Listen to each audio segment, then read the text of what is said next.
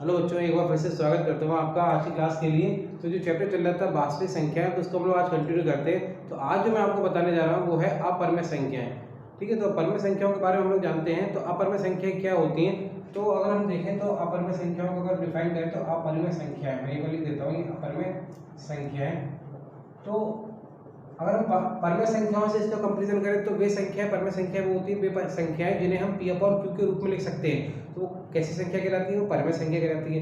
जिन्हें हम p upon q के रूप में नहीं लिख सकते हैं, तो पहली चीज तो ये आ जाती है कि इन संख्याओं को p अपॉन q के रूप में नहीं लिख सकते हैं। ठीक है, दूसरी चीज होती है, तो यानी कि अगर हम अपरिमेय संख्याओं की बात करें तो √2, √5 और √7 ये सब अपरिमेय संख्या हैं, जिनका एक तरीके से कह सकते हैं वर्गमूल हमारे पास में कि अंदर की जो वैल्यू है वो कैसी है, एक तरह से अभाज्य संख्या है। ठीक है, दूसरी चीज आपके पास में अगर हम बात करें, कुछ स्पेशल प्रकार के जो दशमलव होते हैं वो भी अपरिमेय संख्याओं में आते हैं। जैसे कि मैंने लिख दिया, मान लीजिए 0.1, 0, 1, 00, 1, 000, 1 और ऐसे इस तरीके से लगाते चले जा रहे हैं। आप देखिए आपके पास में ये जो आपके पास प्रसार मिल रहा है, इसको एक तरह से ये जो दशमलव का प्रसार है ये भी एक तरह से अपरिमेय संख्या के रूप में है। ठीक है, इसके अलावा पाई जो होती है वो भी अपरिमेय संख्या होती है। तो अपरिमेय संख्या मुख्य रूप से देखा जाए अंडर की वैल्यूज। ठीक है, लेकिन अंडर अगर 4 लिखा हुआ है तो इसका मान क्योंकि 2 हो जाएगा, तो ये अपरिमेय संख्या नहीं है। तो अपरिमेय संख्या है √2, √5, √7 ऐसे √11। ठीक है, और उसके अलावा पाई ये अपरिमेय संख्या है, और कुछ दशमलव के स्पेशल टाइप के प्रसार होते हैं। ठीक है, वो किस में आते हैं? वो भी अपरिमेय संख्याओं में आते हैं। ठीक है, अब हम लोग एक्सरसाइज की तरफ बढ़ते हैं। तो एक्सरसाइज जो है इसमें अब जो पढ़ेंगे हम वो पढ़ेंगे, दिस इज एक्सरसाइज 1.3। तो इस एक्सरसाइज से कुछ क्वेश्चंस हैं वो हम लोग ऐसे डिस्कस कर लेते हैं। जैसे कि फर्स्ट क्वेश्चन जो है एक्सरसाइज में वो है √5 हमें सिद्ध करना है। उसमें लिखा हुआ है कि दिखाइए कि √5 एक अपरिमेय संख्या है।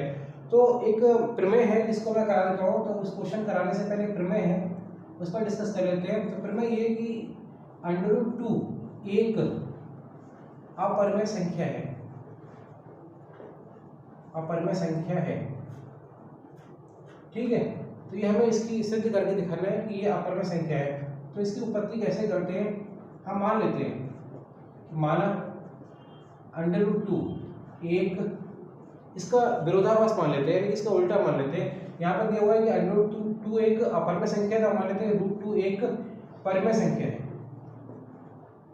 परिमेय संख्या है। और अगर ये परिमेय संख्या है तो इसका मतलब हम जानते हैं कि कोई भी परिमेय संख्या को p अपॉन q के रूप में लिखा जा सकता है।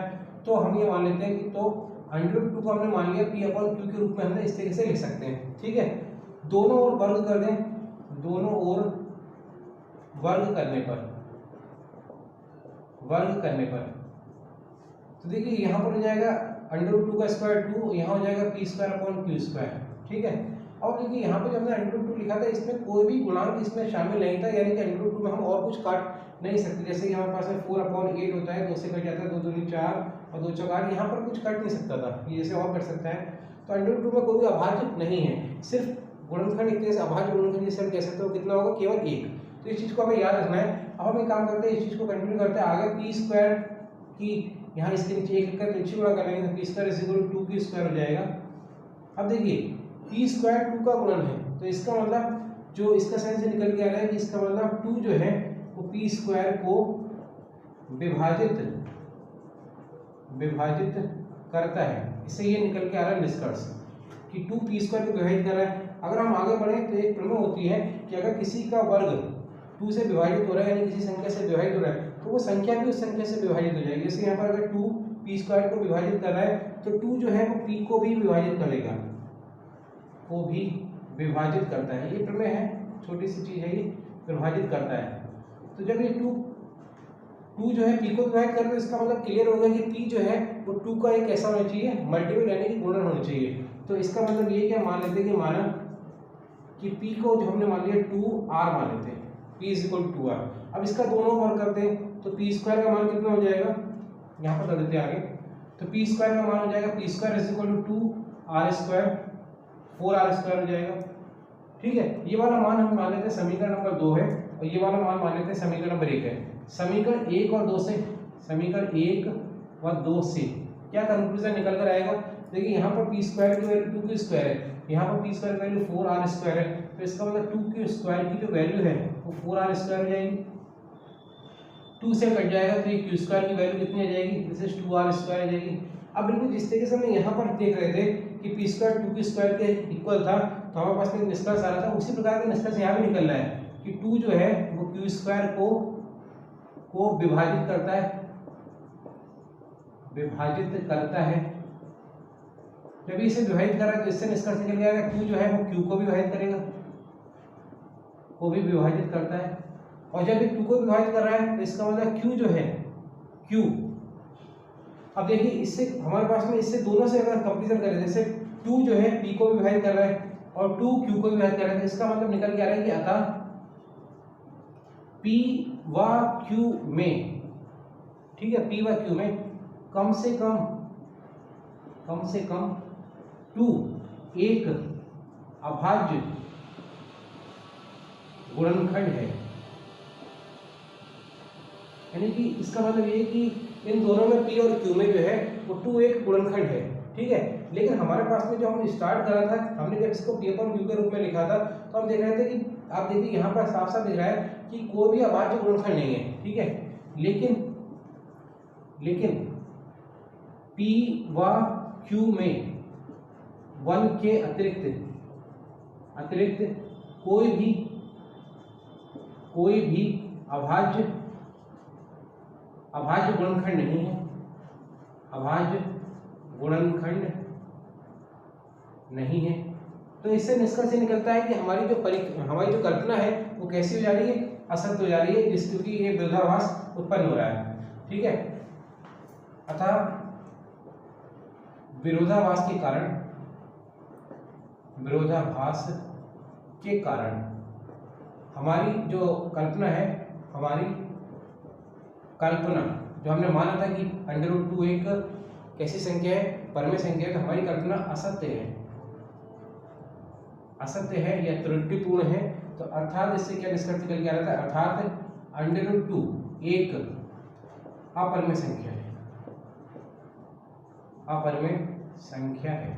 तो ये इस तरीके से आपने इसमें एक्सरसाइज में जो फर्स्ट क्वेश्चन दिया हुआ है वो √5 एक अपरमेय संख्या है, वो हमें दिखाना है। तो √2 जिस तरीके से गया है ऐसे √3 के लिए कर सकते हैं, √5 के लिए कर सकते हैं, ठीक है। और एक नेक्स्ट क्वेश्चन जो हम लोग डिस्कस करते हैं उस तरीके के भी एक्सरसाइज में कुछ क्वेश्चन दिए हुए। तो क्वेश्चन ये एग्जाम्पल के लिए मैं मान लेता हूँ कि हमें ये दिखाना है कि दिखाइए 5 - 2 √3 एक, ठीक है, एक अपरमेय संख्या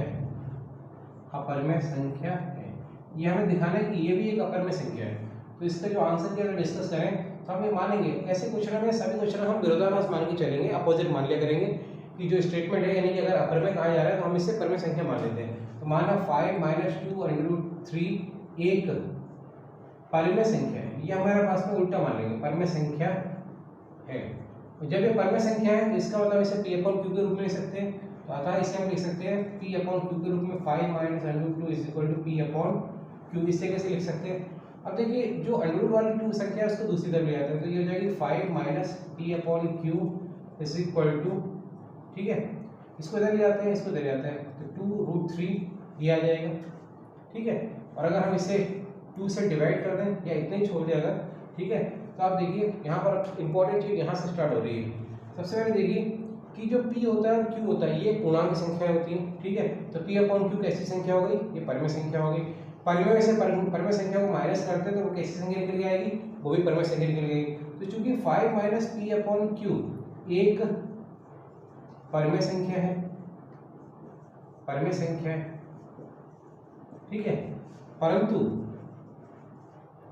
2√3 एक ये कैसी संख्या है, अपरमेय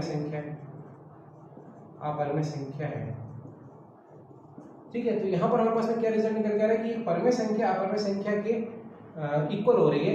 इसका मतलब कहीं ना कहीं ये जो आपके पास में देखा जाए जो हमारा जो एजम्पशन हमने लिया था वो कहीं ना कहीं गलत हो रहा है, क्योंकि कोई भी परमेय संख्या किसी अपरमेय संख्या के बराबर नहीं हो सकती, ठीक है। या ऐसे भी कह सकते हैं कि 5 - 2√3 किसके इक्वल है, आपके पास में इस वैल्यू के इक्वल है। आप इसी चीज को अब इस तरीके से भी समझा सकते हैं कि 5 - 2 अपॉन Q जो है एक परमेय संख्या है और 2√3 का परमेय संख्या, जो कि संभव नहीं है कि कोई भी परमेय संख्या परमेय संख्या के इक्वल हो।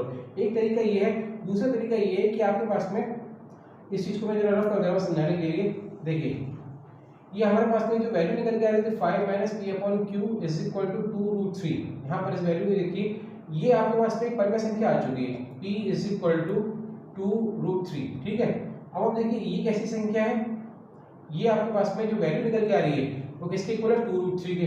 ठीक है, तो इसका मतलब निकल के आ रहा है कि आप इसे कह सकते हैं 5 माइनस क्यू, ये एक अपरिमेय संख्या है। देखो 5 माइनस पी अपॉन क्यू की वैल्यू 2√3 आ रही है, और √3 के बारे में हम जानते हैं कि ये अपरिमेय संख्या होती है, तो इसका मतलब P upon Q is equal to अपरिमेय संख्या हो गई।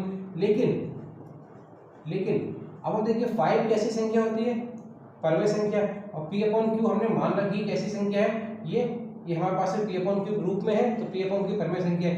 लेकिन 5 माइनस यानी कि पी अपॉन क्यू, लेकिन पी अपॉन क्यू एक परिमेय संख्या है, परिमेय संख्या है, तो 5 माइनस पी अपॉन क्यू भी एक परिमेय संख्या होगी। आप ऐसे भी कह सकते हैं परिमेय संख्या होगी। ठीक है, और जब आपके पास में 5 माइनस ये परिमेय संख्या होगी, लेकिन हमारे पास में जो रिजल्ट निकल के आ रहा है वो क्या आ रहा है कि 5 माइनस पी अपॉन क्यू एक अपरिमेय संख्या है। ठीक है, लेकिन या अर्थात करके लिख सकते हैं, अतः उक्त के अनुसार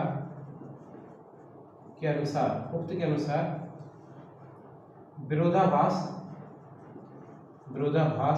उत्पन्न होता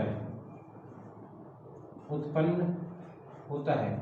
अब देखिए उल्टी बात हो रही है, विरोधाभास उत्पन्न हो रही है कि एक तरफ हम कह रहे हैं कि ये एक अपरिमेय संख्या है और दूसरी तरफ निकल के आ रहा है ये परिमेय संख्या है, तो विरोधाभास उत्पन्न हो रहा है। इसका विरोधाभास निकलने का जो कारण है कहीं ना कहीं ये कि अर्थात जो हमने जो एजम्पशन किया था, हमने जो कथन मान लिया था, इसका मतलब हमारा एक तरह से जो हमारी कल्पना वो कैसी है, असत्य है या त्रुटिपूर्ण है।